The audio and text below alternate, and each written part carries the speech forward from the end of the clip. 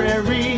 It's a place where I love to be. Look in a book, here's a story for you. Who makes stories when the day is through? Who makes stories when the day is through? Story makers, working through the night till the rising sun.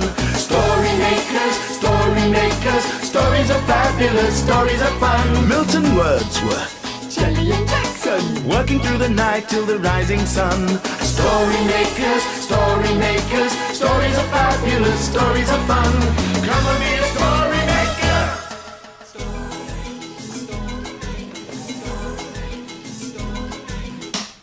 Story makers.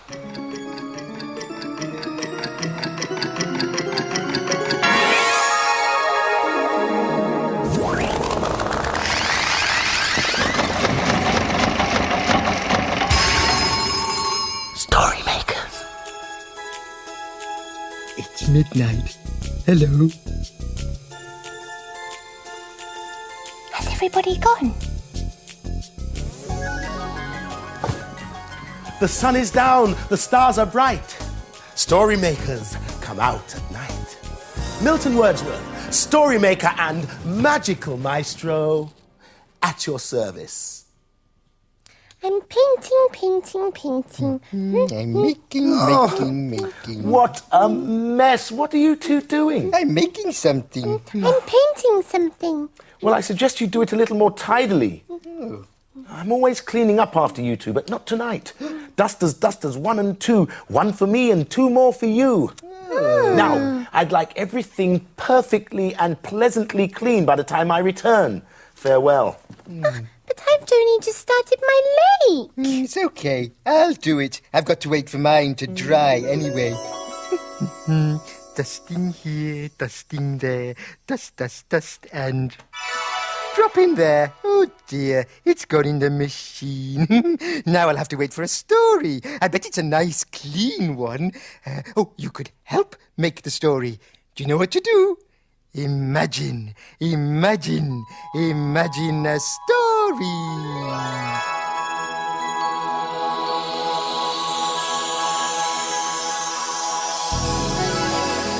Oh, fantastic! A playbook. And it's called Messy Ben. Ooh, that doesn't sound clean or tidy at all.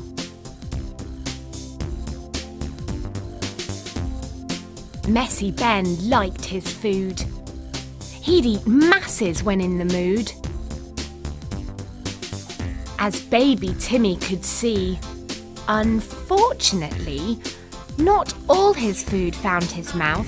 In fact, he was covered north to south, with peas on his knees, beans on his jeans, pie on his thigh, pear in his hair, and bread on his head. Messy Ben. Out in the garden, Ben played away. If he had his way, he'd play there all day. Unfortunately, when Ben went indoors, Mum had to cover all the floors. He'd have dirt on his shirt, sand on his hand, soot on his foot, and a mud pat on his hat. Oh, Messy Ben. In the kitchen baking a delicious cake, Ben and Mum would do the cooking. Unfortunately, when Mum wasn't looking, Ben would find something else to make. A buttered door, a chocolate floor, a jammy chair, a sugary stare, a flowery bed, an eggy Ted. Messy Ben. Mum was tired of all Ben's mess. He'd even got food upon her dress. Ben, she said, please stay clean. To make things dirty is really mean. Who's the one who has to tidy from first light Monday to last light Friday? You are, said Ben, but I'll tell you what. I'll clean and scrub every spot. There'll be no more dirt, no more mess. I'll start by cleaning your lovely dress. Ben got to work in a rush. He found a dustpan and a brush. Ben was skillful, Ben was able. He cleaned the floor and wiped the table. He used the hoover. He used the broom. He tidied up in every room until, to Mum's huge surprise, she really couldn't believe her eyes. The house was spotlessly clean again. And the cleanest thing of all was Ben. Oh, fly, my pretty one. Whee! Oh, needs a few adjustments. I thought you were tidying. Oh, I was, Milton, I was. But it's very hard work tidying, so I thought I would take a little break and fly my kite. Yes, it's a superb creation, Jackson. So good, in fact, that I think it would be perfect for making a story. Oh, that's a great idea. I'd really get to see it fly then. Come along, then. No time like the present.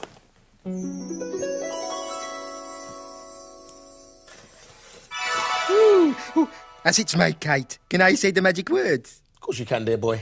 Are you ready to help? Imagine, imagine, imagine a story.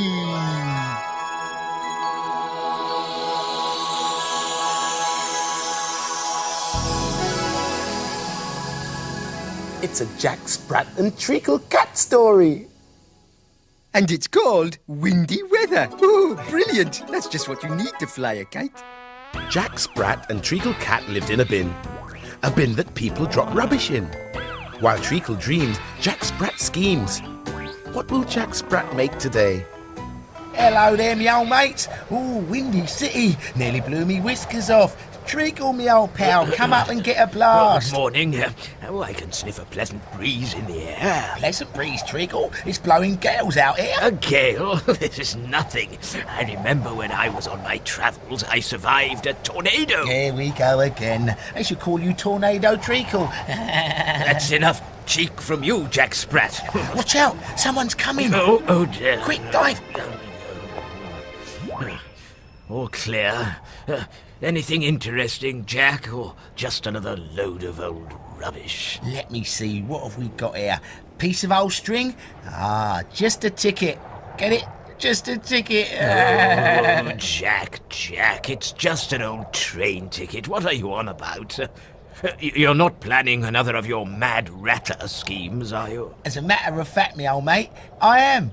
Ever heard of a kite, Treacle? Ah, that takes me back to when I was a kitten with my Uncle Tiberius.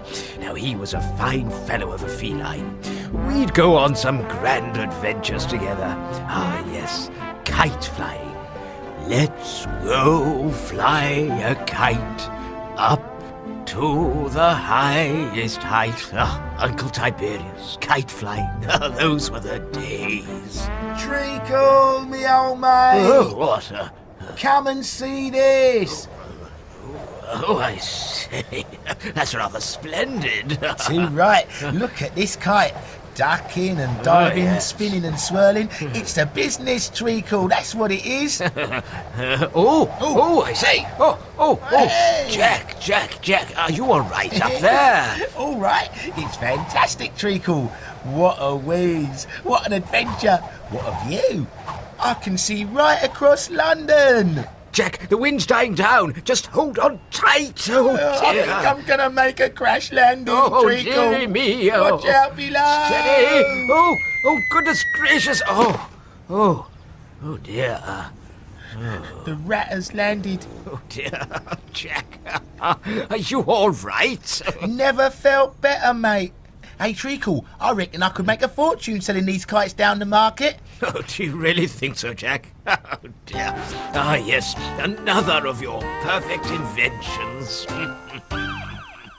Jelly, I thought I told you to tidy up. Yes, but I wanted to finish my painting first. Look, it's of a garden with trees and a lake and... Oh. It's ruined! Terribly sorry, my little daffodil. I wanted to have a closer look. Oh dear, it's even messier here now than it was before. But as your painting's ruined, why don't we pop it into the story machine and see what comes out? And then I'll help you tidy up. Okay.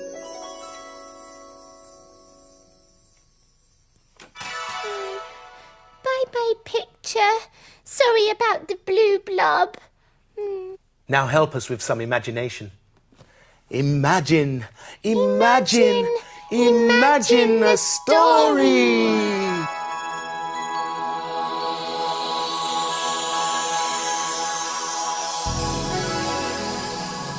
It's a blue cow story. Blue Cow and the Blobs. In a field not far away is a herd of cows grazing quietly. One of the cows is most unusual. Blue Cow wonders about the big world beyond her field. One day, Blue Cow was thinking how neat and tidy her field was. I wonder if everything is as neat and tidy as my field. She's off again, said the other cows. So Blue Cow caught the bus that stops beside her field. I'd like a return ticket to a messy place, please. There you go, madam. Hold very tight. And they set off for a messy place.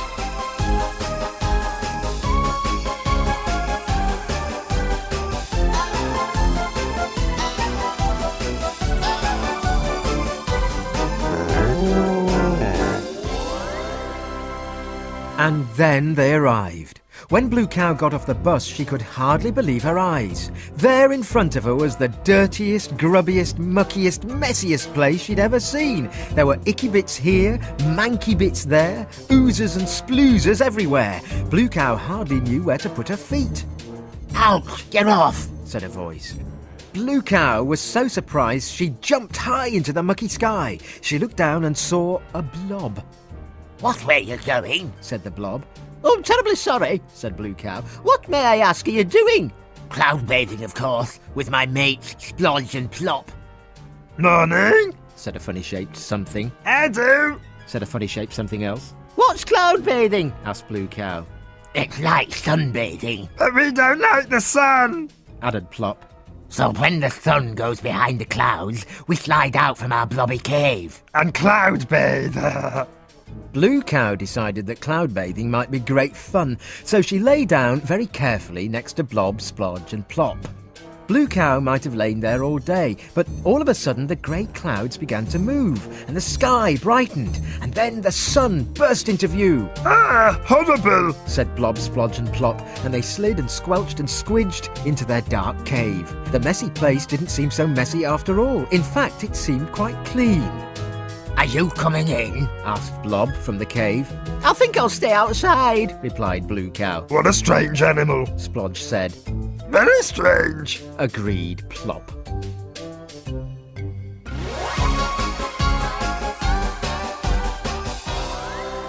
You'll never guess where I've been. Where have you been? I've been to meet some blobs. Everyone knows cows can't meet blobs. But we know they can, don't we? Oh, now it's time we cleared up, isn't it? Oh, yes. Can I borrow your duster, Milton? I put mine in the machine to make a story. No need to, my spiky maned friend. Look around you. You cleared up without us noticing. I had to, dear heart. Look outside. Oh. The dawn is upon us. The morning is nigh. We've made our stories, and we bid you goodbye. Bye-bye. Story makers, stories are fabulous. Thanks for helping. Bye, story makers. See you again soon.